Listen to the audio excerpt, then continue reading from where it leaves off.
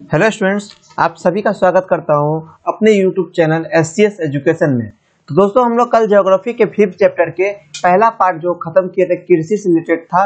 आज हम लोग बिहार में खनिज एवं ऊर्जा संसाधन को देखने वाले हैं, मतलब चैप्टर नंबर 5 का हमारा दूसरा टॉपिक। तो ये हमारा पार्ट 1 है इस वीडियो का, लेकिन ये हमारा इस पार्ट में ही रह जाएगा और नेक्स्ट क्लास में हम लोग इसके तीसरे चैप्टर को देखेंगे जो हमारा 5th चैप्टर के अंतर्गत आता है। तो अगर आप हमारे चैनल पर पहली बार आए होंगे तो चैनल को सब्सक्राइब कर दीजिएगा, साथ में बेल आइकन को भी प्रेस कर दीजिएगा, क्योंकि हमारे चैनल के द्वारा आपको क्लास 10th के रिलेटेड सारी जानकारी दी जा रही है और क्लास 10th की पूरी पढ़ाई कराई जा रही है।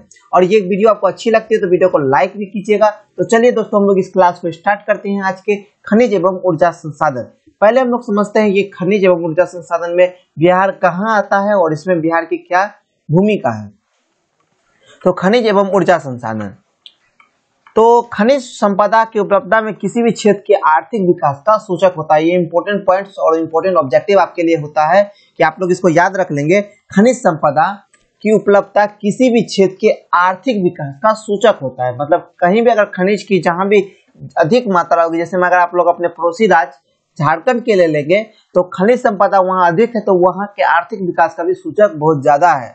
तो खनिज संपदा जो है आर्थिक विकास का एक बढ़िया सूचक होता है।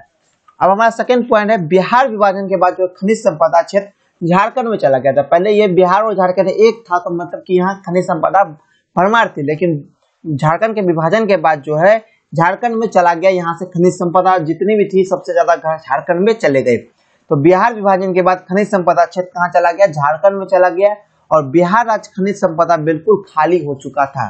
तो बिहार राज्य जो है खनिज संपदा में वो बिल्कुल खाली हो चुका है, तो ये इसका अधिकतर क्षेत्र झारखंड में चला गया है।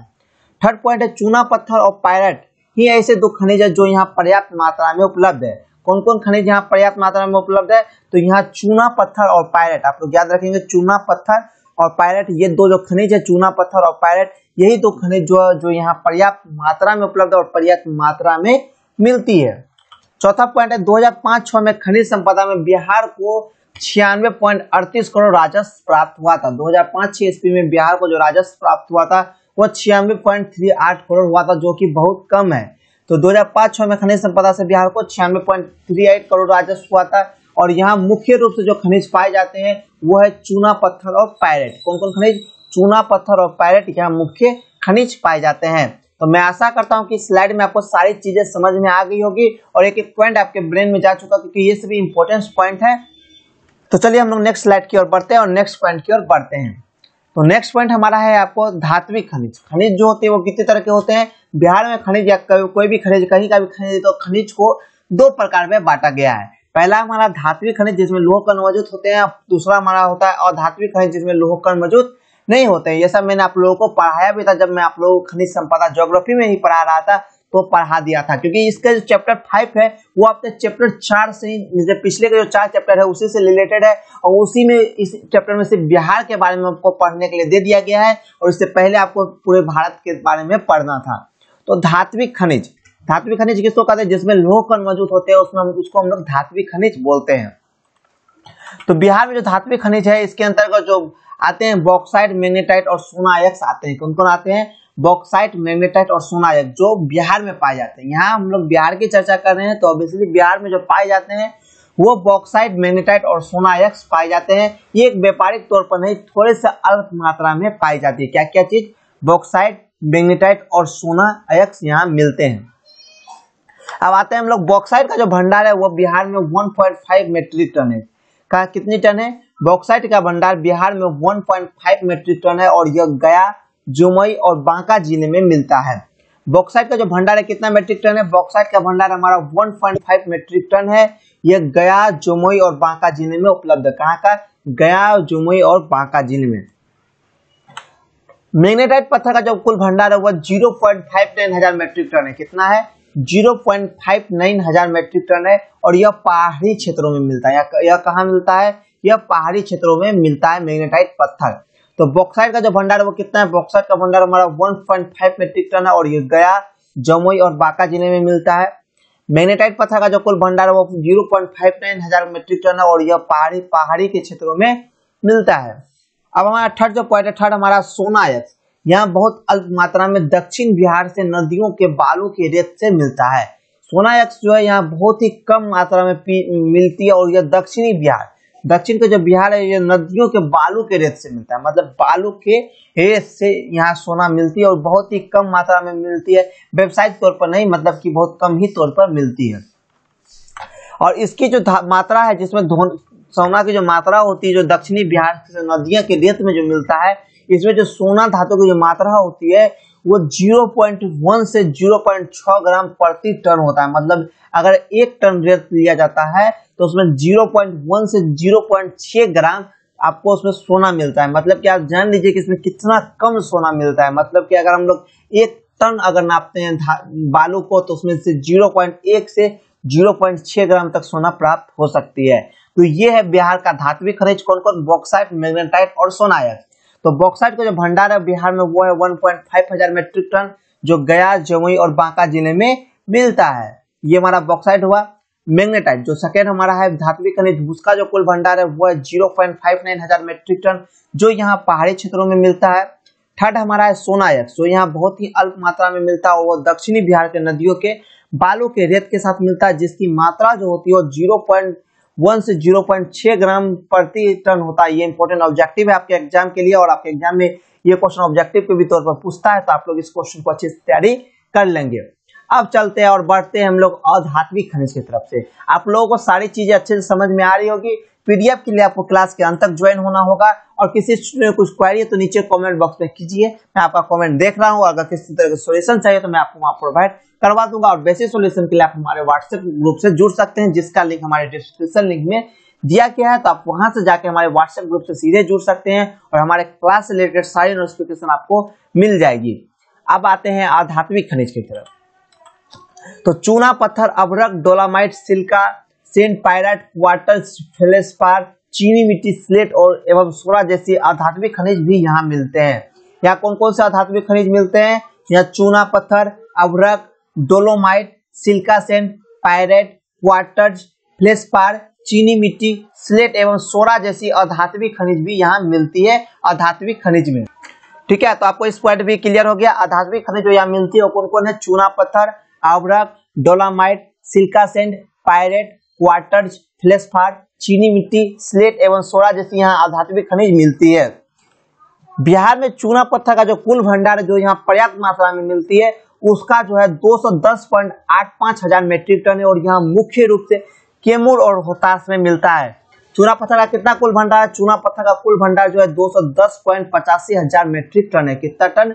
210.85 हजार मेट्रिक टन है, और यह मुख्य रूप से कैमूर एवं रोहतास, यह कहाँ का? यह मुख्य रूप से कैमूर एवं रोहतास में मिलता है। कौन कौन? आप लोग याद रखेंगे, चूना पत्थर बिहार में मुख्य रूप से कैमूर एवं रोहतास में मिलता है, और इसका जो वार्षिक टन उत्पादन है वह 260 लाख टन है। इसका जो वार्षिक उत्पादन टन है वह है 260 लाख टन, और इसका उपयोग जो है चूना पत्थर का हम लोग सीमेंट उद्योग में कच्चे माल के रूप में करते हैं। यह आपका मोस्ट इंपोर्टेंट ऑब्जेक्टिव क्वेश्चन है, जो आपके एग्जाम में बार बार पूछा गया है कि चूना पत्थर का उपयोग हम लोग कहाँ करते हैं? तो चूना पत्थर का उपयोग हम लोग सीमेंट उद्योग में करते हैं कच्चे माल के रूप में। इसका जो भंडार है वो बिहार में 210.85 हजार मेट्रिक टन है, और यह मुख्य रूप से कहाँ का मिलती है? मुख्य रूप से कैमूर एवं रोहतास में मिलता है, और इसका वार्षिक उत्पादन जो है 260 लाख टन है। अब आते हैं अभ्रक, जो हमारा सेकंड मिलता है यहाँ, वो है अभ्रक। चूना पत्थर हमारा फर्स्ट है, दूसरा हमारा अभ्रक है। तो अभ्रक का जो यहाँ कुल भंडार है वो 60.35 मेट्रिक टन है। कितना है? 60.35 मेट्रिक टन है, 35,000 मेट्रिक टन है, और जो झारखंड से संलग्न क्षेत्रों में पाया जाता है। ये जो अभ्रक है ये कहाँ पाया जाता है? जो झारखंड के बॉर्डर से रिलेटेड क्षेत्र है वहाँ ये अभ्रक पाया जाता है। इसका जो कुल भंडार है वो 16.35 हजार मेट्रिक टन है।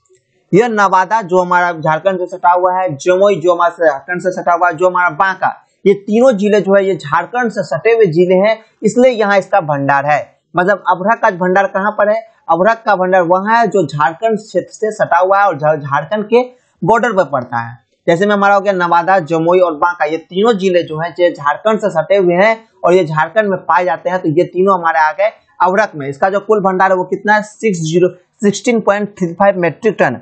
अगर आपसे कभी एग्जाम में ऑब्जेक्टिव क्वेश्चन पूछ दिया कि झारखंड मतलब अभ्रक कहाँ पाया जाता है बिहार में, तो आप लोग अगर आपके पास डिस्ट्रिक्ट का नाम याद ना रहा तो आप लोग लिख दीजिएगा। वहां पर अगर एक लाइन में पूछा तो आप लोग लिखिएगा। अभ्रक का जो भंडार है वो झारखंड से सटे क्षेत्रों में पाया जाता है और ये 3 डिस्ट्रिक्ट बिहार के नवादा, जमुई और बांका जिले में मिलता है। बिहार में मॉस्को व्हाइट अभ्रक पाया जाता है। कैसा अभ्रक पाया जाता है? ये मॉस्को व्हाइट अभ्रक पाया जाता है। ये बहुत ही महंगा अभ्रक होता है। और कैमूर एवं रोहतास, ये 2 जिलों है, कैमूर और रोहतास जिलों में डोलामाइट का भंडार है। डोलामाइट का भंडार कहाँ है? डोलामाइट का भंडार कैमूर एवं रोहतास जिले में है। और इसका जो कुल संचित भंडार है वो है आपको 180,000 टन। ये जो डोलामाइट पत्थर है इसका जो कुल भंडार है वह बिहार में 180,000 टन है, जो कैमूर एवं रोहतास जो पहाड़ी डिस्ट्रिक्ट में पड़ते हैं वहां पाया जाता है। मतलब कि बिहार में मॉस्को, अगर बिहार में आपसे पूछा कि बिहार में आपको किस प्रकार का अभ्रक पाया जाता है, तो बिहार में आपको मॉस्को व्हाइट अभ्रक पाया जाता है। किस प्रकार का? मॉस्को व्हाइट अभ्रक, जिसको आप लोग मार्बल बोलते हैं, मॉस्को व्हाइट अभ्रक पाया जाता है। अब हम लोग नेक्स्ट पॉइंट की ओर बढ़ते हैं और नेक्स्ट हमारा है आज का टॉपिक इंपोर्टेंट पॉइंट जो आपको जीके में काम आने वाले हैं और जीके का ये इंपॉर्टेंट क्वेश्चन है। तो क्वेश्चन आपका पहला है, मॉस्को व्हाइट जो ये बहुत ऊंची कोटि का अभ्रक होता है।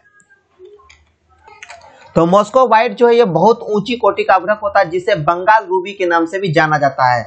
मॉस्को व्हाइट किस प्रकार का अभ्रक होता है? मॉस्को व्हाइट जो है ये बहुत ऊंची कोटि का, जो मैंने आपको बताया जो बिहार में जो अभ्रक पाया जाता है यह बहुत ऊंची कोटि का अभ्रक होता है, जो बंगाल रूबी के नाम से जाना जाता है। किस नाम से जाना जाता है? जो दूसरा नाम है मॉस्को व्हाइट का वो है बंगाल रूबी। आप लोगों का ये इंपॉर्टेंट पॉइंट और इंपॉर्टेंट ऑब्जेक्टिव क्वेश्चन बनता है कि बिहार में जो मॉस्को व्हाइट पाया जाता है वो किस प्रकार का अभ्रक है? तो वो उच्च कोटि का अभ्रक है और जो बंगाल रूबी के नाम से जाना जाता है। अभ्रक जो होता है वो मुख्य रूप से 3 प्रकार का होता है। पहला हमारा आता है मॉस्को व्हाइट जो एक उच्च कोटि का अभ्रक होता है। दूसरा होता है हमारा फ्लोगोफाइट। क्या होता है? दूसरा हमारा फ्लोगोफाइट जो थोड़ा सा उससे लो क्वालिटी होता है। और तीसरा होता है हमारा बायोटाइट जो सबसे लो क्वालिटी का होता है। तो अभ्रक कितने प्रकार के होते हैं? अभ्रक 3 प्रकार के होते हैं, मॉस्को व्हाइट, फ्लोगोफाइट और बायोबाइट। और मॉस्को व्हाइट जो होता है ये बहुत उच्च कोटि का अभ्रक होता है जो बिहार में पाया जाता है और ये बंगाल रूबी के नाम से जाना जाता है। अमझोर पहाड़ी में पायरेट का 40% गंधक मिलता है। ये पायरेट का जो है गंधक जो ये अमझोर पहाड़ी में मिलता है जो 40% पर मिलता है। और सिंदरी उर्वरक उद्योग के लिए पायरेट रोहतास एवं कैमूर के खदानों से जाता है। सिंदरी उर्वरक जो उद्योग है, सिंदरी उद्योग जिसको सिंदर उद्योग बोलते हैं, इसका जो पायरेट का इसीलिए जो पायरेट का कच्चे माल के रूप में उपयोग होता है ये रोहतास एवं कैमूर के खदानों से जाता है। अब आते हैं हम लोग परमाणु खनिज पर। किस पर आते हैं? परमाणु खनिज पर। जो एक एक पॉइंट्स का नोट्स है आप लोग इसको तैयार करते हुए जाएंगे और इससे बाहर आप लोग को उसे कोई भी ऑब्जेक्टिव क्वेश्चन नहीं पूछे जाएंगे और कोई भी सब्जेक्टिव क्वेश्चन नहीं। मतलब कि आज के इस लेक्चर के बाद आपको आपके बुक के सारे ऑब्जेक्टिव और सब्जेक्टिव क्वेश्चन इस चैप्टर के जो खनिज एवं ऊर्जा संसाधन के हैं आपके बनने लगेंगे। तो परमाणु खनिज ग्रेफाइट, जिसे हम ब्लैक लीड या प्लुम्बोगो के नाम से भी जानते हैं, ये एक प्रकार का हमारा परमाणु खनिज है ग्रेफाइट। इसका मुख्य रूप से रिएक्टर उद्योग में प्रयोग होता है। इसका जो मुख्य रूप से कहाँ प्रयोग होता है? रिएक्टर उद्योग, जिसको हम लोग परमाणु उद्योग बोलते हैं, इसमें प्रयोग किया जाता है। यह मुंगेर और रोहतास जिले में प्राप्त होता है। यह जो परमाणु खनिज है कहाँ का प्राप्त होता है? परमाणु खनिज हमारा मुंगेर और रोहतास जिले में प्राप्त होता है। तो ये हुआ हमारा परमाणु खनिज के बारे में जिसको आप लोग डिस्कशन किए। परमाणु खनिज ग्रेफाइट है जो एक ब्लैक लीड या प्लुम्बोगो के नाम से जाने जाते हैं और इसका मुख्य रूप से रिएक्टर मतलब परमाणु उद्योग में इसका प्रयोग होता है और यह मुंगेर और रोहतास जिले में प्राप्त होता है। अब आते हैं ईंधन खनिज की तरफ से। तो ईंधन खनिज में गंगा द्रोणी बिहार में खनिज तेल के में मिलने की संभावना, ये बिहार में अभी नहीं है, लेकिन गंगा द्रोणी जो है बिहार में है। गंगा द्रोणी नामक स्थान जो है जहाँ खनिज तेल मिलने की संभावना है और यहाँ तेल एवं प्राकृतिक गैस निगम, जिसको आप लोग शॉर्टकट में ONGC केंस बहुराष्ट्रीय कंपनी की मदद से इस और प्रयास चल रहा है कि यहाँ ईंधन खनिज मिल जाए। कहाँ? गंगा द्रोणी में। और दरभंगा एवं चंपारण के क्षेत्रों में इसका खोज चल रहा है जिसमें तेल मिल सके। या कहाँ का? दरभंगा और चंपारण के क्षेत्र में इसकी खोज चल रही है। अब आते हैं शक्ति का साधन, सोर्स ऑफ एनर्जी। तो बिहार शक्ति के साधनों में किसी भी साधन में विकसित नहीं है। मतलब बिहार जो है शक्ति के साधनों में किसी भी तरह के साधन विकसित नहीं है। मतलब यहाँ सोर्स ऑफ एनर्जी कुछ भी नहीं है, मतलब जीरो है सोर्स ऑफ एनर्जी बिहार में। यहाँ खनिज संपदा पाई ही नहीं जाती है और बहुत कम ही मात्रा में पाई जाती है। इसके संबंध में दूसरे और अधिक निर्भर रहना पड़ता है। इसको इस शक्ति के साधन में सोर्स ऑफ एनर्जी के संबंध में बिहार को दूसरे की ओर अधिक निर्भर होना पड़ता है। तो ये हमारा शक्ति का साधन हुआ। अब आते हैं हम लोग परंपरागत ऊर्जा के स्रोत, उसके बाद हम लोग देखेंगे गैर परंपरागत ऊर्जा के स्रोत। तो पहले हम लोग परंपरागत ऊर्जा के स्रोत देखते हैं। तो परंपरागत ऊर्जा स्रोतों में बिहार में कई तापीय विद्युत केंद्र, कई तापीय केंद्र है परंपरागत ऊर्जा के स्रोत में, जिसमें कहलगांव, कांटी और बरौनी तापीय विद्युत केंद्र प्रमुख है। जिसमें कौन कौन, जिसमें कहलगांव, कांटी और बरौनी तापीय विद्युत जो केंद्र है वो प्रमुख है। कहलगांव सुपर पावर थर्मल की पावर की क्षमता 840 मेगावाट है और यह केंद्र द्वारा प्रायोजित एनटीपीसी के अधीन कार्य करता है। ये जो कहलगांव, बिहार में जो कहलगांव नामक स्थान है, वहाँ एक कहलगांव सुपर थर्मल पावर के उत्पादन की जो क्षमता है यह 840 मेगावाट है। कितनी है? 840 मेगावाट, जो केंद्र द्वारा संचालित होती है और यह एनटीपीसी के अधीन काम करती है। और इसकी जो स्थापना है ये 1989 मतलब 1989 ईस्वी में की गई थी। 1979 ईस्वी में की गई थी इसकी स्थापना। तो कहलगांव सुपर थर्मल पावर की जो स्थापना है ये 1979 ईस्वी में की गई थी। जो उसकी जो उत्पादन क्षमता है वो 840 मेगावाट है और यह केंद्र द्वारा प्रायोजित होती है। तो अगर आपसे कोई पूछा कि कहलगांव सुपर पावर थर्मल की जो क्षमता है, उत्पादन क्षमता वो कितनी है, तो वो 840 मेगावाट है और इसकी जो स्थापना है वो 1979 ईस्वी में की गई थी। और यह बिहार की सबसे सुपर थर्मल पावर तापीय विद्युत परियोजना है। मतलब यह कहलगांव सुपर थर्मल पावर जो है यह बिहार की सबसे बड़ी थर्मल पावर तापीय विद्युत परियोजना है। मतलब बिहार की जो सबसे बड़ी थर्मल पावर योजना है वो हमारी है कहलगांव सुपर थर्मल पावर योजना। तो आप लोग इसको याद रखेंगे। और कांटी तापीय विद्युत केंद्र मुजफ्फरपुर के निकट है, जिसका उत्पादन क्षमता 120 मेगावाट है। कांटी तापीय विद्युत केंद्र जो है यह मुजफ्फरपुर के निकट है। कहाँ है कांटी तापीय विद्युत केंद्र? यह मुजफ्फरपुर के निकट है और इसका उत्पादन क्षमता जो है 120 मेगावाट टन है। अब आते हैं हम लोग बरौनी। कहाँ आते हैं? बरौनी तापीय विद्युत परियोजना। तो बरौनी तापीय विद्युत परियोजना की जो स्थापना है वो रूस के सहयोग से किया गया था और इसकी उत्पादन क्षमता 145 मेगावाट है। मतलब बरौनी में जो, अगर आप लोगों में से कोई भी बरौनी डिस्ट्रिक्ट से संपर्क रखते हैं तो वो नीचे कमेंट बॉक्स में करें कि सर हम बरौनी डिस्ट्रिक्ट से संपर्क रखते हैं। तो बरौनी में जो तापीय विद्युत परियोजना, अगर आप लोग कभी बरौनी, मतलब कि अगर आप लोग कभी पटना जा रहे होंगे किसी भी तरह से, सहरसा से या आप यहाँ से जा रहे हो बेगूसराय से या कहीं से भी ट्रेन पकड़ते हो, अगर आप बरौनी जाते हुए, बरौनी होते हुए पटना जाते हैं तो आपको रास्ता में ही आपको बरौनी तापीय विद्युत परियोजना आपको मिलती है, जिसकी स्थापना जो है रूस के सहयोग से किया गया था और इसकी जो उत्पादन क्षमता है वो 145 मेगावाट है और इसकी स्थापना 1970 में की गई थी। कब की गई थी? बरौनी तापीय विद्युत परियोजना की स्थापना, बरौनी विद्युत तापीय परियोजना की स्थापना 1970 ईस्वी में की गई थी। अब आते हैं हम लोग जल विद्युत। किस पर आते हैं? जल विद्युत। तो बिहार में जल विद्युत परियोजना पर तेजी से काम चल रहा है और इसके विकास के लिए 1982 ईस्वी में बिहार राज्य जल विद्युत निगम का गठन किया गया था, जिसके लिए 2055 मेगावाट का लक्ष्य रखा गया है। तो बिहार में जल विद्युत परियोजना पर तेजी से काम चल रहा है, जिसकी स्थापना के लिए 1982 ईस्वी में बिहार राज्य जल विद्युत निगम का गठन किया गया था। अगर आपसे कोई पूछा कि बिहार राज्य जल विद्युत निगम का गठन कब किया गया था, तो ये 1982 ईस्वी में किया गया था और इसके लिए 2055 मेगावाट टन का लक्ष्य रखा गया है जल विद्युत के लिए। अब नेक्स्ट आते हैं हम लोग गैर परंपरागत ऊर्जा स्रोत की तरफ। किसके तरफ? गैर परंपरागत ऊर्जा स्रोत के तरफ।